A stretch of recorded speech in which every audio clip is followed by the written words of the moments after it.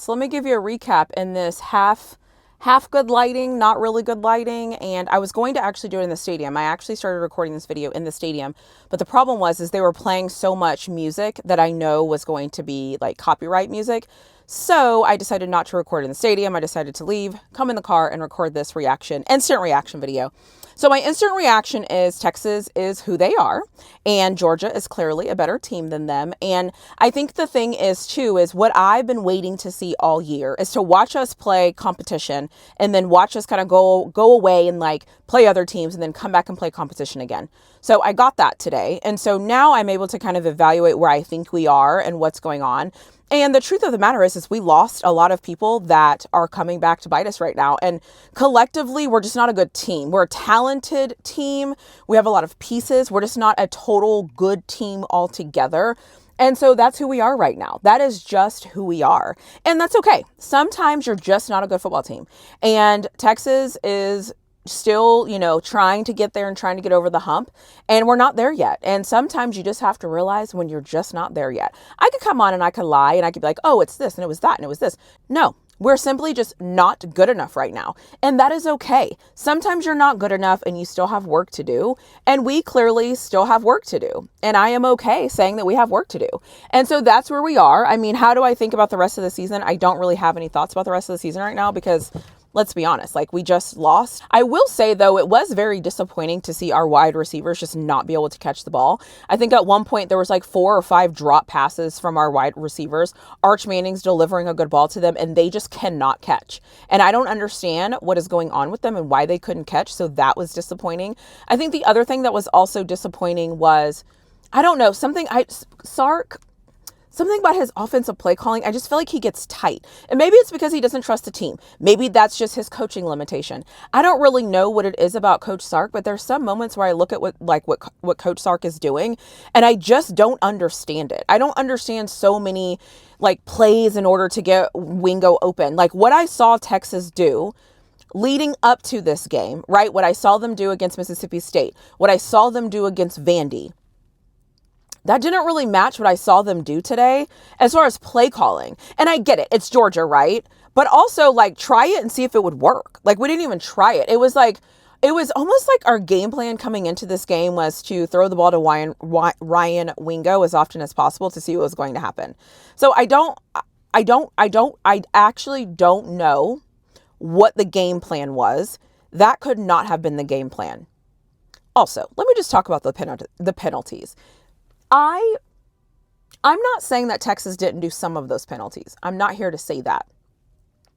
But everybody always says there's always holding. You can always call holding on any play. And whenever you call it, it's probably there. You can call holding, whatever, right? Cool. Georgia had one penalty today, and it was a pass interference for 15 yards. So you're telling me that Georgia didn't hold all game. So Georgia is the only team in football ever that doesn't hold. That's crazy to me. Also, on Arch Manning's interception, it was clear as day that I think it was Moore got like held and turned around or whatever, and that's why he couldn't complete his route. And then there's an interception by Arch Manning. And I'm just like, I get it. I called it out in my preview that Texas wasn't going to get any calls. I just think when you see it live, because like when you're at home, you think you're like crazy. You think you're kind of losing it because you're like, no way, this is really what's happening, right? Like this isn't what's happening. Like it can't be what's happening. But when you see it live and when you have like Georgia fans behind you that are like, one of the fans was like, oh, we always seem to get a call just when we need it. And so I'm like, I don't know. And again, do those calls make a difference in the Texas game? I don't know, honestly, because at that point, the game was still tight. I think when you look at the final score, most people are like, it doesn't matter. They got blown out. It does matter because it changes the momentum of the game. And anytime the momentum of a game changes, it matters. And that's just what it is. And at the end of the day, Texas right now is just not a very good football team. And that's okay. I thought we did some really great things, though. I was surprised that I think total sacks for Arch Manning was 3. That's actually surprising to me because I think 2 of them came in the fourth quarter. So that's actually surprising to me that offensive line only gave up 3 sacks in this game. That is actually impressive. I also appreciate that Arch Manning, I thought, played well. I mean, if you're going to blame him for the drops, there's nothing I can say to that. So I thought Arch Manning played well. And I liked watching people on the sidelines. I learned so many things on the sidelines. I learned a lot about this Texas team. Some of it I won't make public because it is what it is. But a lot of things and a lot of the ways they're moving and a lot of the things they're doing on the sideline, I'm really fascinated to see what this team is going to look like next season, because there's some lot of great things that I saw on that sideline. And I don't know, like the future is so bright at Texas if they're able to keep some people together and keep some things together. And there might be some people that leave and all that, and that's normal, which I understand. So I feel like Texas is closer to winning a national championship than they are not close to winning a national championship. Well, yeah, I think Texas is close, but I think we have some work to do. And my name or my thing, sorry, there's an ambulance. I don't know if my mic is picking that up or not. And it's kind of late. Like it's after a couple of things. So I'm actually still late in the parking lot, but there's a lot of people like partying and stuff. What was I going to say? Oh, I was going to say, are we good enough to win a national championship this year? No. Are we the worst team in college football? No. Are we about a little bit better than average? Yeah, I think we're a little bit better than average, and it's going to be very cool to see what happens to this Texas team. It's just going to be cool to see what happens with them as time goes on.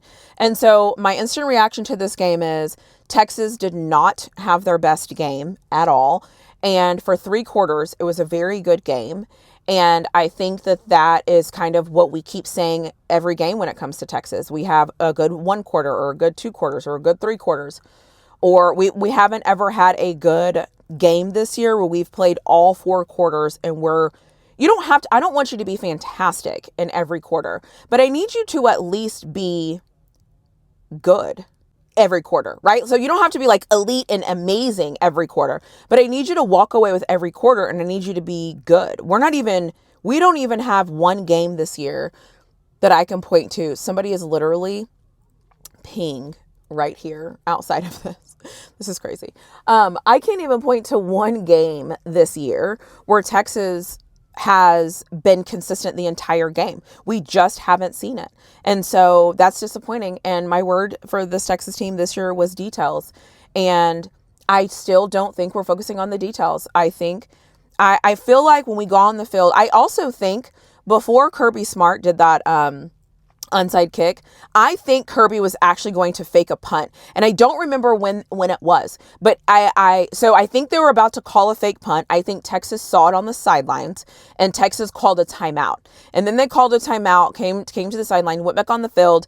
And then I think Georgia was still going to do a punt or fake punt, and they saw something and Texas shifted and then Georgia shifted and then they ended up punting the ball off. So my point in saying that is, if I am a special teams coach and I know that, and I call a timeout because I think that they're about to attempt a fake punt, why would you not get your team ready for an onside kick? Like, I just feel like Texas does little things that keeps us away from like being in games and staying close in games. One of them is going away from things that work. And the second thing is like those little details. Like, why am I in the stands being almost on high alert? Like we've played Kirby Smart now 3 times. I'm fully aware of Kirby and what he's going to do and some things that he's thinking about. I don't understand why Texas isn't.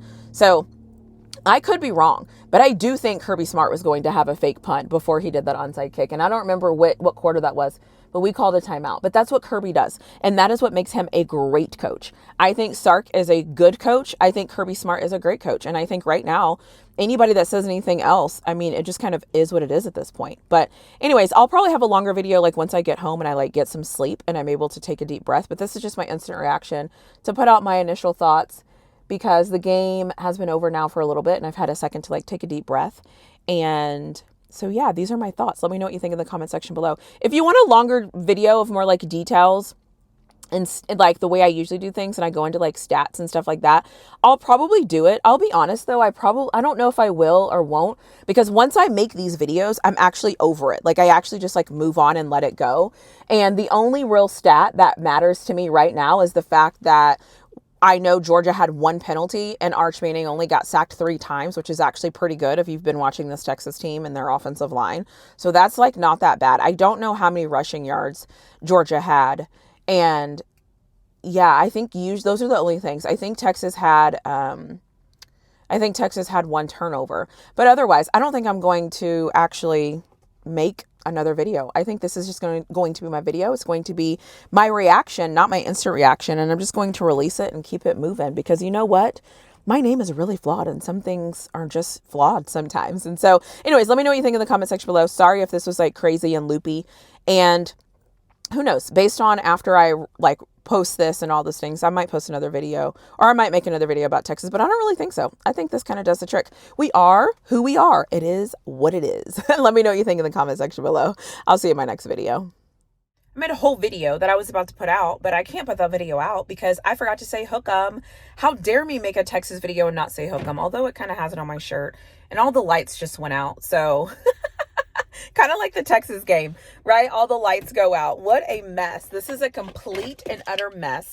And you're seeing this happen in real time. And so I am adding this to the end of the video so that I can say hook 'em. And no one's like, she didn't say hook 'em. Oh my God. Hook 'em. It is a mess. If you like a mess and you like being flawed, welcome. I hope you enjoyed this video.